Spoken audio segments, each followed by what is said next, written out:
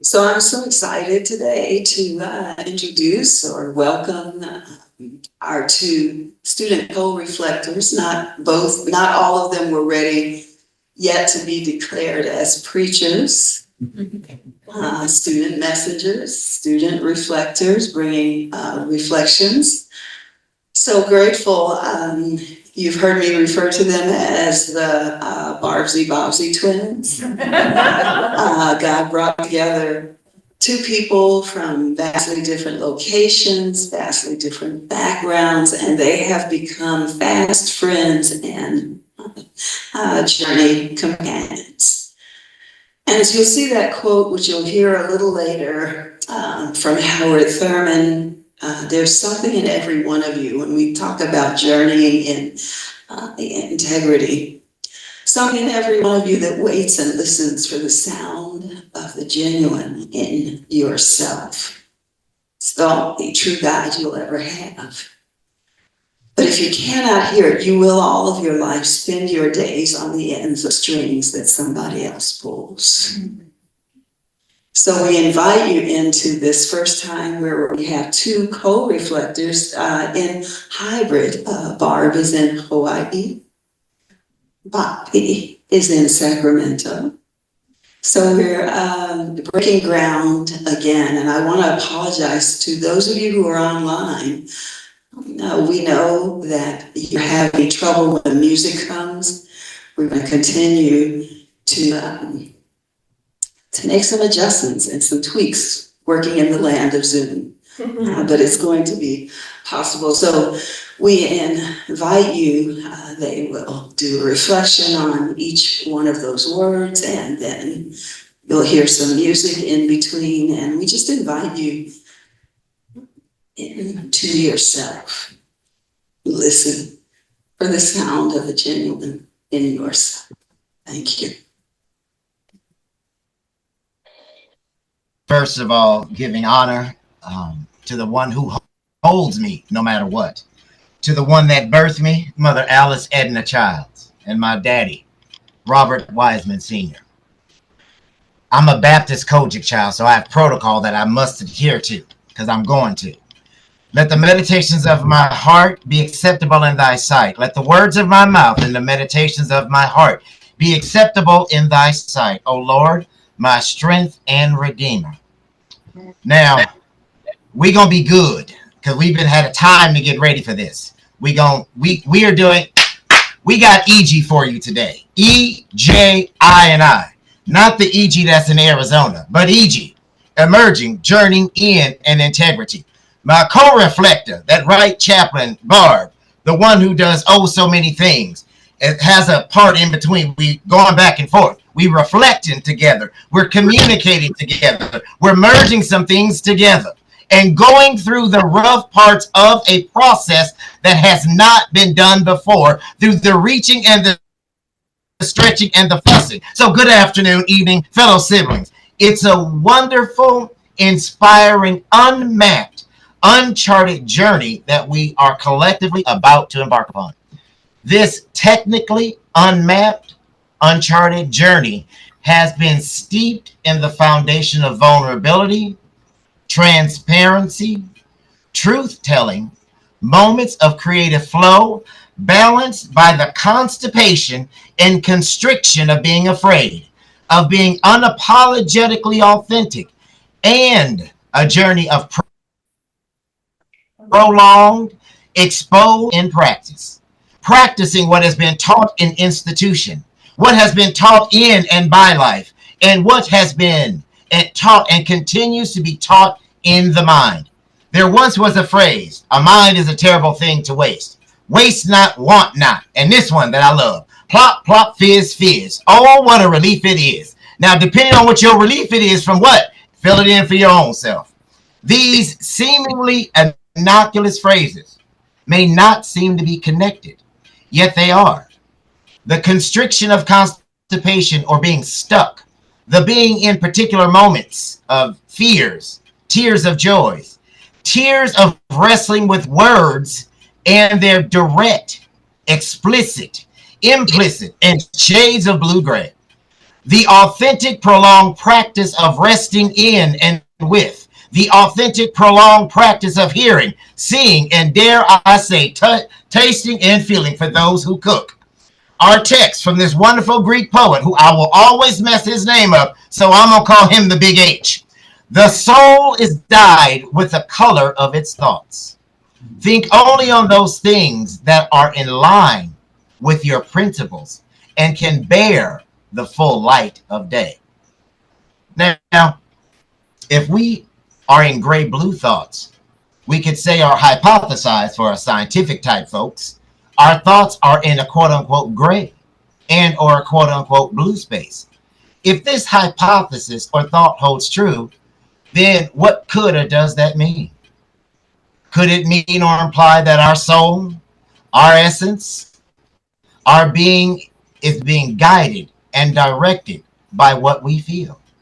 Furthermore, if we hypothesize our gray-blue thoughts come forth in an array of circumstances, situations, events, or actions, and ask ourselves the question, does my gray-blue shine or not shine?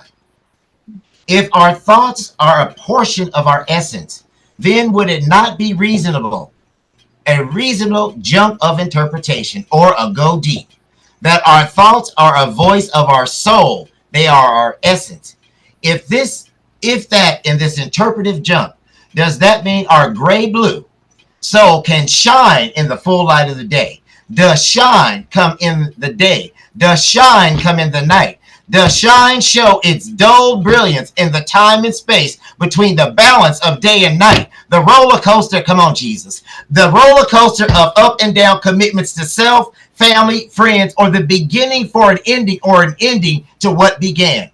Our text says from Isaiah, the people who walked in darkness, they have seen a great light. Those who dwelt in the land of the shadow of death, upon them a light has shined.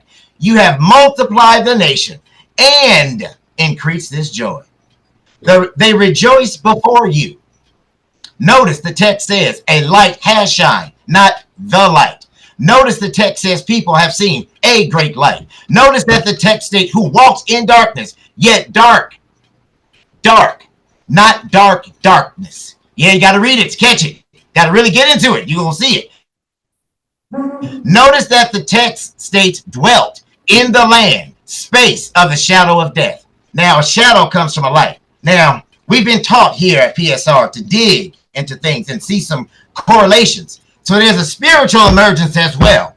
Spiritual emergence is the process of personal awakening into a level of perceiving and functioning, which is beyond normal ego functioning. At its peak, spiritual emergence is the experience of the ultimate unity of all things, a mystical experience, emerging with the divine which transcends verbal description. The term spiritual emergence was coined by Dr. Groff and his wife, Christina, two leaders in the field of transpersonal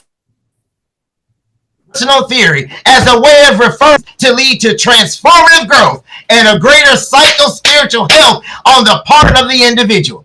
It is, as Griffiths described, the movement of an individual to a more expanded way of being that involves enhanced emotional and psychosomatic health. Enhanced, it gets better, it transforms itself, it comes out of it, it emerges itself, and greater freedom of personal choices, and a deep sense of connection with other people, the nature, and the cosmos. The term spiritual emergence is often used in conjunction with the spiritual emergency, a term used to describe a crisis state in which the process of growth and change, stimulated by its quote-unquote emergence, becomes so overwhelming and unimaginable that the individual is unable to gracefully return to day-to-day function. And now we got a musical interlude.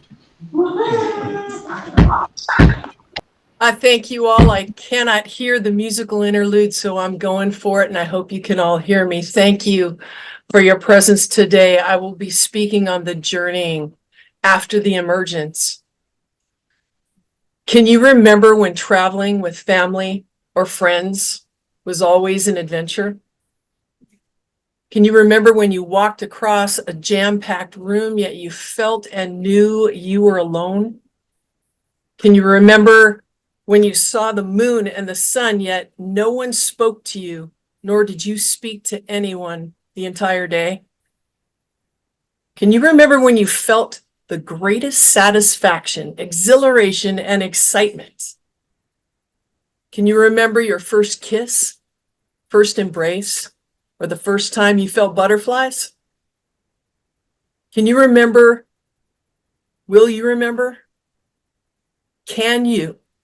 Will you allow yourself the opportunity, the patience, the grace, the humility, the boldness, the assurance, and the determination to journey on your journey? This journey without the light would be an unbearable, fearful, potentially isolating occurrence, event, or activity.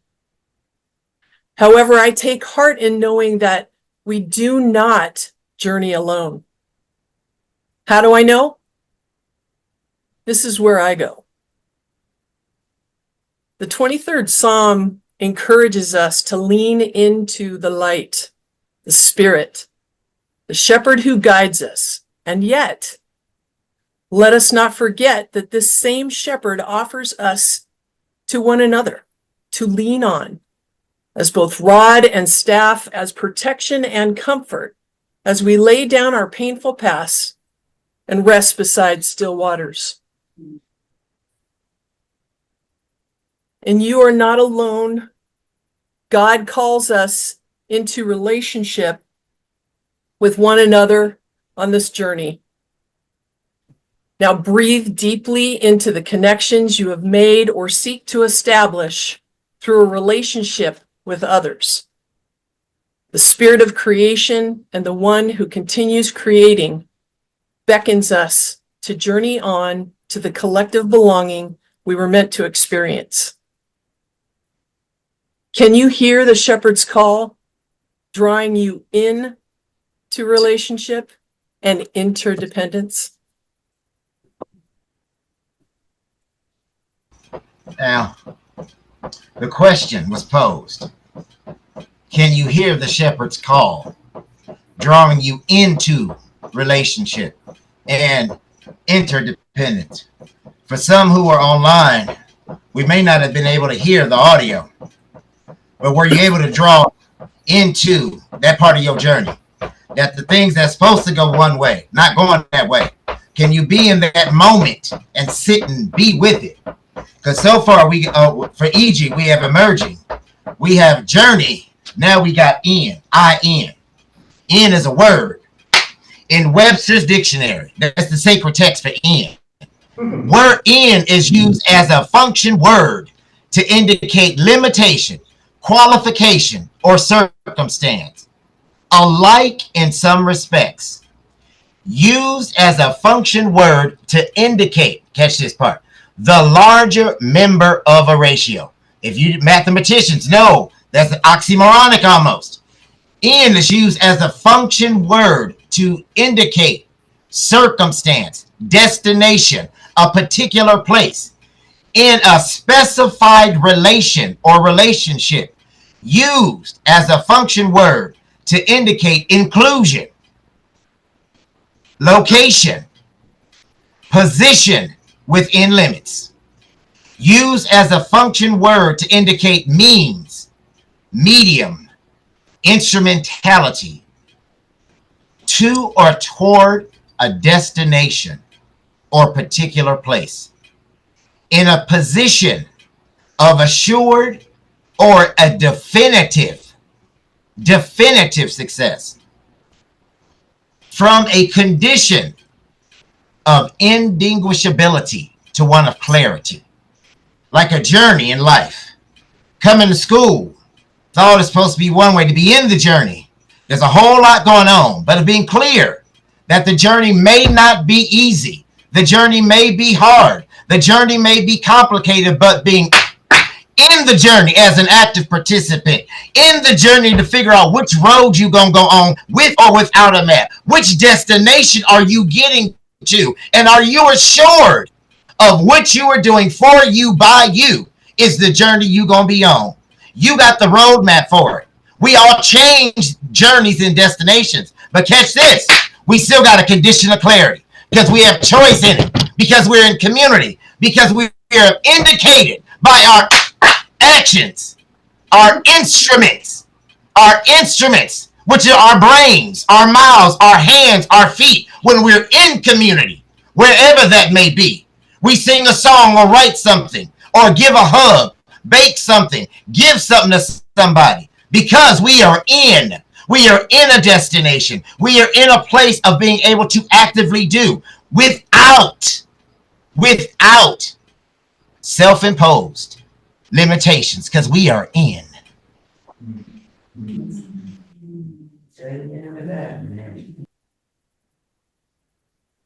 From my own context, I believe with all my heart that our shepherd's voice drew me to PSR and then to chapel through Reverend Yolanda and Reverend Ann on the journey to Minister Bobby in our first class together. To journey with Minister Bobby as a seminarian sibling continues to illuminate my ignorance of self-perception and the God-given gifts I unwittingly suppress, while allowing me to acknowledge and reflect with and upon Bobby's love for God and God's creation. This God-given relationships brightens my path when I struggle through the valley of self-doubt and fear. I thank God for my friend and co-reflector, as well as those who dare to journey with us.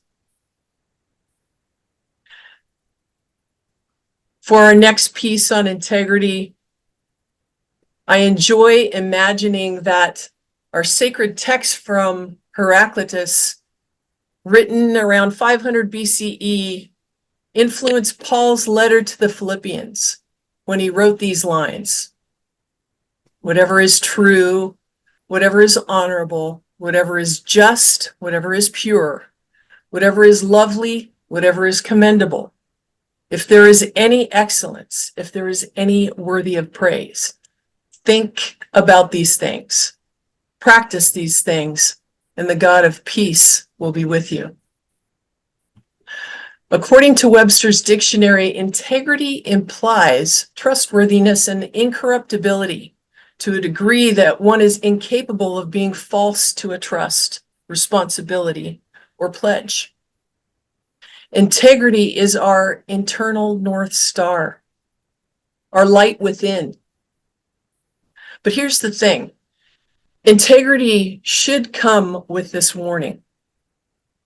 Do not be confused, for those who would not tend to the brokenness within will speak visions of incongruency, out of alignment with who they truly are.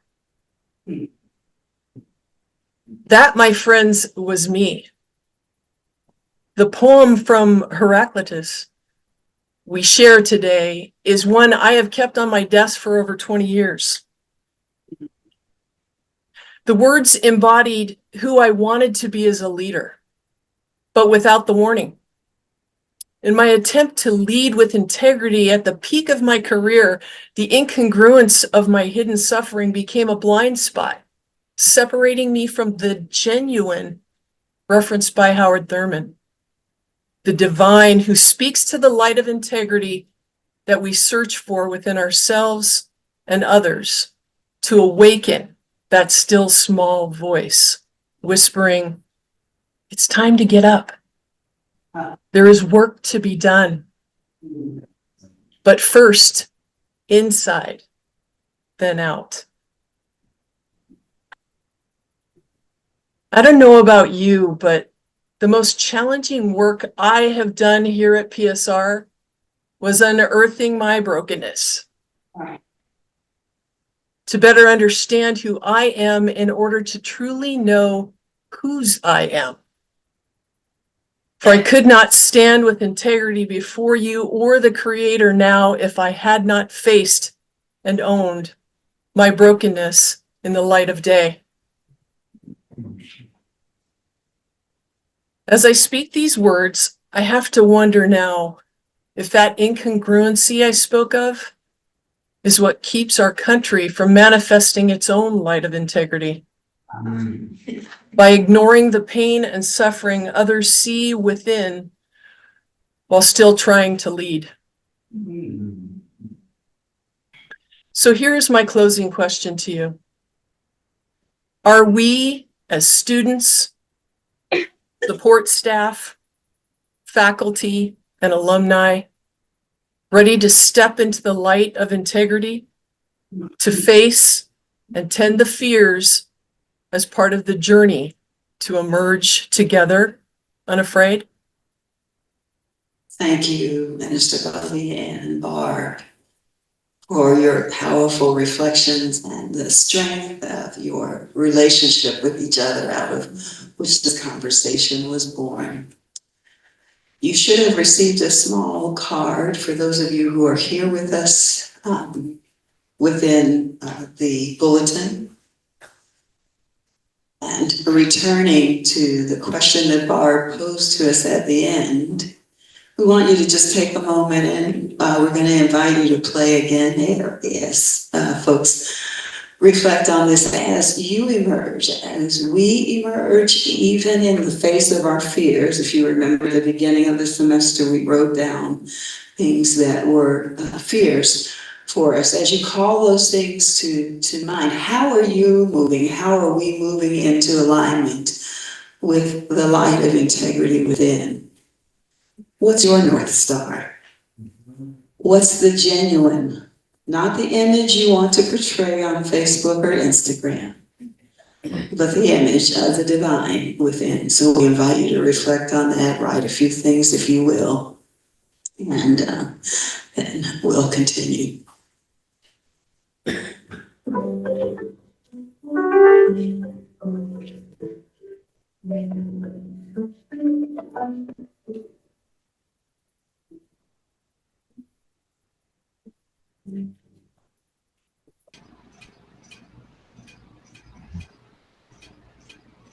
Listen. Can you hear the voice of the genuine here in this place?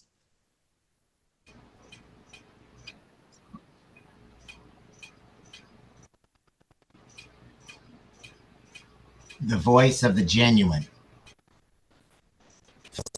Laughter. The voice of the genuine fills with love. The voice of the genuine allows one to live. The voice of the genuine allows one to be live. The voice of the genuine and our combined EG are emerging from places, are journeying to places, are in community, in connection, in troubled times and in good times, and our integrity. EG lets us be genuine, lets us come together as students, as faculty, instructors. However, more importantly, we come together. The titles go away because we are genuine as people. Our benediction is just that. It is just that we are in love, we are in life, we are living, and we are live on our own EG.